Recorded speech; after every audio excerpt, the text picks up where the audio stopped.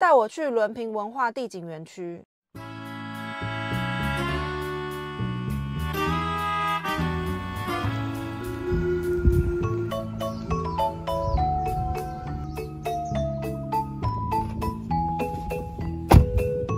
大家，我是奥波。上次跟大家分享了我的油车和电车花费，底下留言很热烈，还是应该说很惨烈。不少人好奇电动车的花费，还有电池的问题。今天呢，我又鼓起了勇气，又来跟大家分享我电动车4万公里保养还有日常花费。那我们就一起来看看钱花在哪里吧。导灰呢是2022年8月交车的 Model 3 Standard Range， 当时满电的续航里程是435公里。经过我1年半使用，在2024年终于满4万公里了。现在呢，满电的续航里程是421，冬天最差的续航是410公里。那我这边先列出我的花费明细表，等一下我们再一项一项的来看。充电费、保险费，还有轮胎钱和我4万公里的保养费以及税金。第一个，我们先来看充电费。2022年呢，我的充电费是13168，2023年是26629。那在4万公里的时候，加总的充电费是39797。车机里程可以看到平均电耗是137千瓦小时公里。我的 App 呢显示是平均大约1度电可以跑5.98公里。我家呢现在没有装充电桩，上班通勤的交通，我常常一天会跑到100公里。其实我也没有什么里程焦虑，也不会觉得麻烦。那大家应该很好奇，我平常是怎么充电的？我上班的时候呢，就去停公有停车场。如果说有遇到充电位，我就会充电，这样子呢是最便宜的。每个小时的费用是停车费加10元。我上我的班，他充他的电。我也会去特斯拉的超充或是第三方充电站，每度电呢大概8块到10块不等。我就买午餐啊或晚餐，边吃饭边追剧。因为是超充，所以我吃饱就会去停止充电，大概半小时的吃饭时间补电也很足够。这4万公里呢，我大概有5-6成是用超充，所以我平均下来呢，我每公里大概花1块。如果说你家里有装充电桩，又选择在离峰充电，把电动车当个市区的代步车，每天都可以满电出发，一定更省。当然，如果你不长途旅行，基本上你都不会花时间去等充电。再来，我们看到保险，这也是上次很多人留言问的，为什么你的保险可以这么便宜？这个是我的保险明细，我保的是乙式，基本的项目应该都没有少。第一年呢，我的保费是18689，我没有出险。第二年的保费变成22624，因为绿能险有涨价。特斯拉呢不是我的第一台车，所以我前几台车的保险系数一直有累积。购车的是法人或个人，保险系数的高低有出险，或是你已经有累积了一些时间没有出险的折扣，都会影响保险的价格。要保险的时候，只能用车主的条件去多加比较。之后又有推出电动车险，算法可能又会不太一样。我建议是找自己熟识的业务，应该都可以找到最适合自己的保险方案。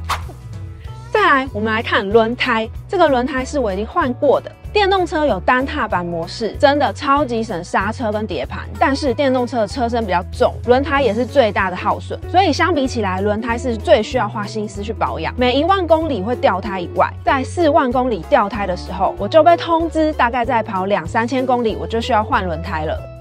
所以呢，我就开始物色新轮胎。我本来有想说要换原厂胎，但是我后续又看了几个电动车胎，最后我被推荐使用固特异的轮胎。我现在要带着导灰去换轮胎，它的轮胎呢，在大概上礼拜，我就发现磨得已经快接近那条线。这4颗轮胎呢，从交车到现在大概1年半左右，然后我开了42825公里。平常都是行驶比较多的高速公路，其实4万呢，原厂是建议要回去保养。不过因为现在预约的人比较多，我约到2个礼拜后，那费用啊，还有要换的项目，那我就2个礼拜后再跟大家揭晓。我本来呢想选最新的 F1A6，2023年的圣诞节，刚好呢我遇到年底 Model 3轮胎尺寸 F1A5 有库存出新的优惠，因为我的里程累积的很快，应该很快就可以再试试别的轮胎了，所以我这次就从 F1A5 开始试，整个使用的感想跟车友分享的大致吻合，路感呢比原厂胎好，偏舒适，胎噪声也小一点。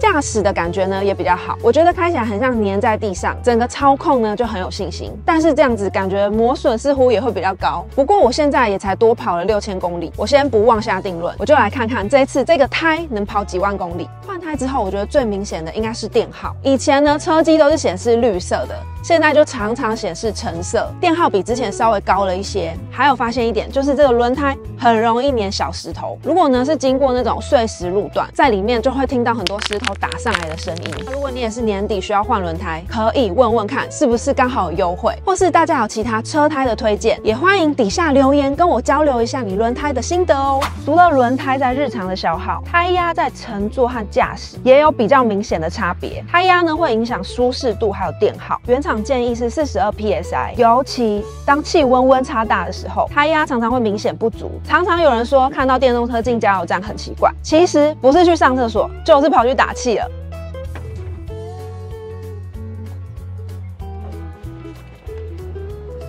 因为我每天通勤都会走高速公路，所以胎压算是我日常保养中蛮重要的一项。有时候呢，你今天很热，明天很冷，那胎压就会有明显的变化。所以我车上呢都会放打气机。我之前那台呢大概是5年多前买的，它比较大台，而且它每次使用的时候都要插上车上的电源。现在呢，我用的是这一台，它是比较方便的无线打气机，因为小小的，所以单手拿也很 OK。它电池容量也蛮大的，它就这样子转上去就可以打气了，真的很小。它有4种模式，可以打脚踏车、机车、汽车还有球类。电动车的胎压要求比较高，所以通常我会设置自定，胎压到达设定值，它就会自动停止充气。胎压单位它也可以很方便的切换，你就依照平常车子的显示做切换。像特斯拉它的显示就是42 psi。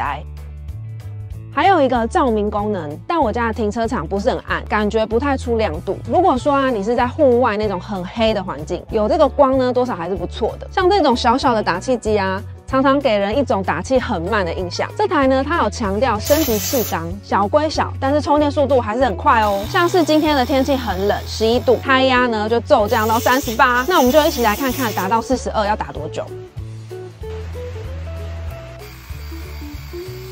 经过我的实测，大概是1分08秒。使用几次呢，发现我的 Model 3打气之后和机器略有误差1到1.5个 psi， 但是如果拿来打油车的话，胎压就还蛮准的。后来我就爬文了解了一下，侦测胎压的部分会因为紧密度有落差。我的导灰轮胎外面有节能盖，所以打气的时候没有办法压到底。我现在在用呢，我就会设定在40.5或41，打完之后车机的显示就会是原厂建议的42 psi。它的打气头是直接套入再压紧，很快很方便。之前我有线的那一台打气机，每个轮胎啊都要转入锁紧才能开始打气。不过也因为特斯拉外面有节能盖，如果你也是特斯拉，打气的时候记得要稍微往下压一点，确保压紧，比较不会漏气哦。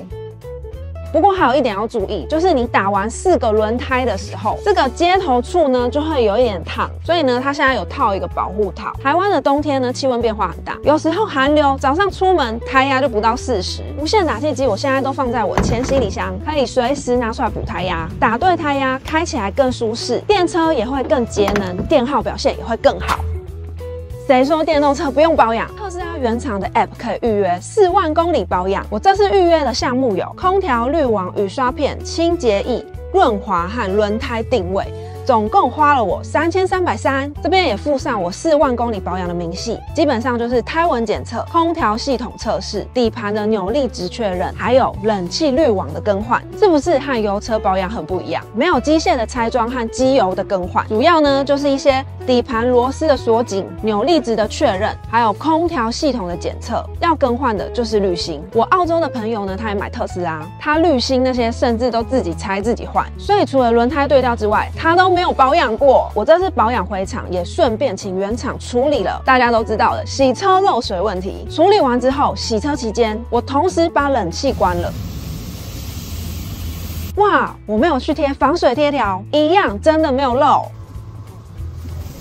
电动车在这方面也很加分，是什么呢？就是可以不需要启动引擎不排气就能有空调，所以呢，在大热天我可以在车上休息、追剧，或是工作、吃饭、看影片。最棒的是，在大热天你可以先远端开好空调，上车的时候呢，就会是正好的温度，不会再遇到停户外一上车车厢内就50几度的那种闷热。这种体验要怎么形容呢？很像你用过智慧型手机以后，你就不会再心心念念之前的 Nokia， 就算3310是神机，你还是一样回不去了。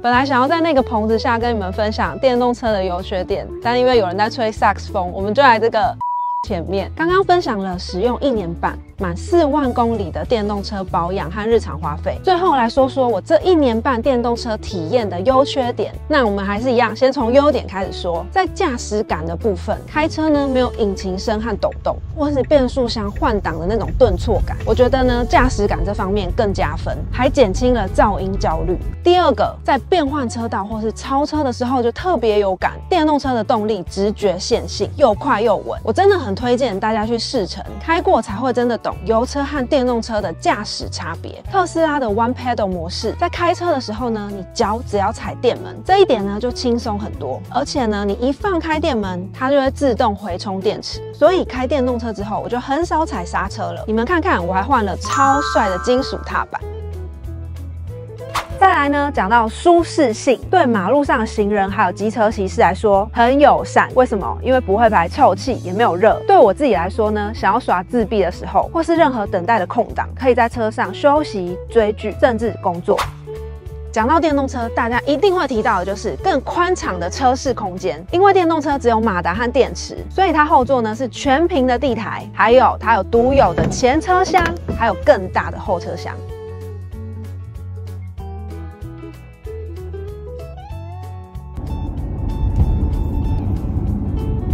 再来呢，讲到以前没有的体验。以前我开油车的时候啊，大概每1万公里就要回原厂保养。以我开车的频率，大概是4个月一次，每一次呢大概1到2个小时。如果遇到有问题要处理更换，就会更久。换特斯拉以后，我只回厂保养过1次，就是我的4万公里保养。这一次的保养呢，时间大概是2个小时。毕竟保养厂也是有些距离，而且还要等候。在这方面呢，开电动车就省心不少，养护的成本也低很多。再来，到目前为止，我还没有缴过牌照税和燃料税。2025之后会怎么样还不知道，但是政府有补助，就有代表有鼓励。当然呢，我就响应政府的政策，买电动车的人应该有多少查过税金？以我的 Model 3标准版来说，税金大概就是1万多。就像政府鼓励汰换老旧家电一样，我也一直都响应更新成节能家电。最后，我要跟大家讲讲你们最期待的缺点。但是要先说哦，特斯拉不是什么豪华车 ，Model 3也不是什么破300万的高级轿车嘛。所以说呢，你要它有多豪华的内装，多完美的组装，我觉得就算了吧。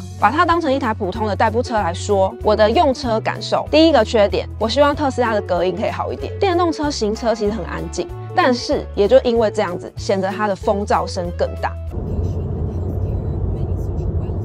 第二点就是我常常在影片提到的，它的椅子真的很难坐。我的 Model 3是2022 Q2 的版本，如果呢你在开长程，就可以立刻感觉到那个腰酸背痛。所以啊，网络随便一搜，不难看到一些颈枕啊、腰靠等等的周边商品。这2个问题呢，我看国外的开箱，在换新版的 Model 3就改善很多。再来讲到第3个。大家一定都知道的，洗车会漏水。我真的很希望原厂在交车之前就可以改善这个问题。虽然我这次回去保养有一起处理，但是呢，我也不知道是不是可以永久改善。如果说你真的很担心，车友有分享可以去贴防水贴条，这样子呢是最有效的办法。第4个缺点就是客服和维修的等待时间比一般的车厂都还要久。这部分我希望台湾在特斯拉的车主越来越多之后可以改善。特斯拉虽然以韭菜车著名，但是我觉得早买早享受。对于我这1年多的电动车体验来说，我完全没有后悔。对，我讲的是电动车的体验好，我并不是说特斯拉的车有多好。所以缺点我刚刚也都提过，只不过说不管什么品牌的电动车现在都越来越多，我希望大家可以去试驾后再下定论，因为我相信试驾之后你的感受一定很不一样。台湾地方小，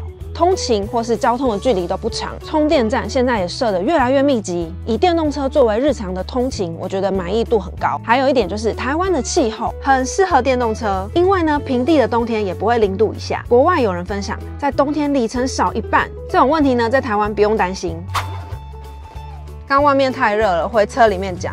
还好我先预开好冷气，不然这个玻璃里面应该更热。至于一直有人说电池会坏，修电池很贵等等，可以去多看看国外很多人分享已经开破10年，甚至已经开破几10万公里的心得分享。特斯拉又或是电动车在国外已经不算是新东西，现在电池技术已经算成熟，我相信未来也会越来越成熟，真的没有那么容易坏。就算真的开了几10万公里坏掉，我觉得呢看每个人的用车习惯啦，摊算费用也不见得不划算。台湾也有不少电动车车主分享电池池相关的影片，想知道费用的人可以去看一看。我真的没有换过，所以留言区问我换电池多少钱、维修等等的事情，我没有遇过，所以我实在不知道怎么回答和计算。电动车的影片常常有一种现象，就是底下的留言区很可怕，要不要买或喜不喜欢电动车都可以理性留言，请尊重电动车使用者的经验和更多想认识电动车的人。2024年台湾自有品牌的电动车也开始交车上路，我相信会有越来越多人想要探索这个相对新的世界。我愿意和想增广见闻或是想了解这方面新科技的人分享。这场优与电的能源竞赛也才开始没多久，我们就先不妄下定论。我想只是目前价格还没到，如果电动车持续降价，相信会有越来越多人选择电动车。最后，喜欢我的频道可以按下订阅，或是 follow IG 有更多电动车日常的分享。那我们就